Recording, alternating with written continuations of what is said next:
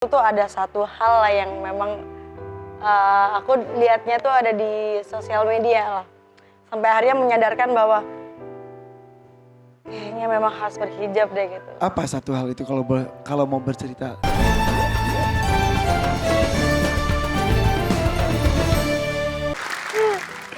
Oke. Bagaimana melihat tadi? Masya Allah ya, Masya Allah. hebat ya.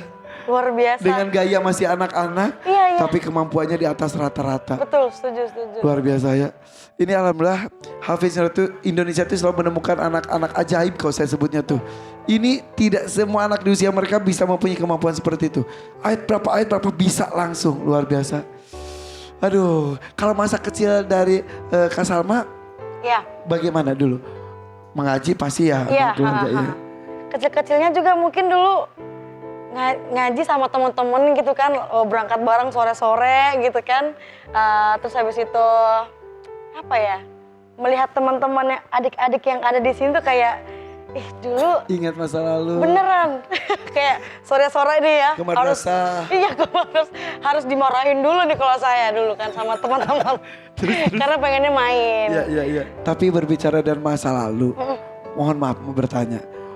Berjilbab dari usia berapa? Usia pokoknya di bangku SMP. Ya, Iya dia bangku SMP sih. SD memang belum wajib juga SD ya. belum. SMP pun memang sebetulnya belum masuk akhir balik tapi sudah mulai belajar menutup Sudah. aurat. Iya. Jadi pada saat itu memutuskan untuk berhijab awalnya mama dulu. Aku diajak sama mama, nanti dulu mama. Oh mama gitu. belum berjilbab sebelumnya? Belum. Mama pakai jilbab. Mama pakai jilbab. Terus? Habis itu akhirnya berjalannya waktu tuh ada satu hal lah yang memang aku lihatnya tuh ada di sosial media lah. Sampai akhirnya menyadarkan bahwa kayaknya memang harus berhijab deh gitu. Apa satu hal itu kalau mau bercerita? Iya. Jadi ini kalau misalnya salah boleh dibenarkan. Jadi ada kata-kata tuh bahwa kalau misalnya anak perempuan dari seorang ayah kalau misalnya tidak berhijab itu satu helai rambut saja itu bisa mengantarkan beliau ke neraka. Dan itu membuat saya kayak aduh papa saya gitu kan. Terus akhirnya ya udah dari situ akhirnya mulai pengen berhijab gitu. Saking sayangnya sama orang tua, tidak mau orang tua menderita di akhirat kelak. Hanya karena tidak taat kepada apa yang diperintahkan oleh yang menciptakan kita Allah. Dari situ saja. Dari situ. Akhirnya seterusnya kayak basket, nyanyi, pakai hijab. Luar biasa, tepuk tangan dong untuk Kak Salma. Karena bilang, sebetulnya seperti ini. Ketika kita menggunakan penutup aurat di lingkungan yang memang misal pesantren atau sekolah yang mewajibkan pakai jilbab, wajar. Tapi ketika menggunakan jilbab tapi di lingkungan yang tidak terlalu kondusif untuk memakai jilbab, itu luar biasa, betul kan Nabila? Ya, jadi ini mudah-mudahan Allah istiqomahkan ya. Amin. Dimana kalau misalnya mungkin seperti Kak Irfan tadi mengatakan kalau memang wajar ya kalau kita di lingkungan yang pesantren atau dari keluarga yang lebih ke agama itu mereka mengenakan jilbab dan itu bagi yang teman-teman yang mungkin di lingkungan yang tidak sama sebenarnya kembali lagi mengenaikan hijab adalah perintah dari Allah ya gitu. Gimana kalau misalnya di lingkungan seperti Kak Salma itu butuh effort ya. Dari diri sendiri yang pertama, yang kedua dari lingkungan juga yang dimana kadang-kadang tidak semua yang di sekitar kita menerima. Ada mungkin yang melihat, ngapain pakai jilbab gitu ya. Tapi kalau misalnya dia hijrah, itu pasti banyak tatapan-tatapan seperti apa, atau misalnya merendahkan, meremehkan, dan disitulah kita berjuang. Ya. Kita berjuang dan disitulah jihad kita. Apalagi di dunia yang seperti Kak Salma, itu banyak godaannya, tapi disitulah berjuang.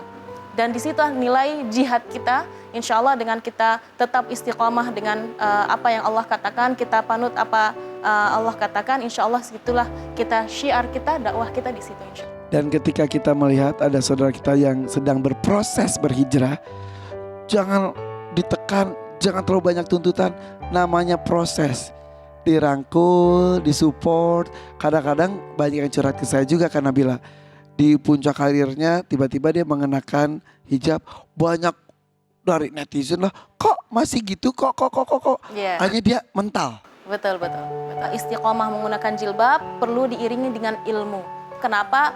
Karena kalau kita hanya ya sudah, karena mungkin tren sekarang atau viralnya sekarang adalah mengenaikan jilbab dengan berbagai macam gaya dan lain sebagainya.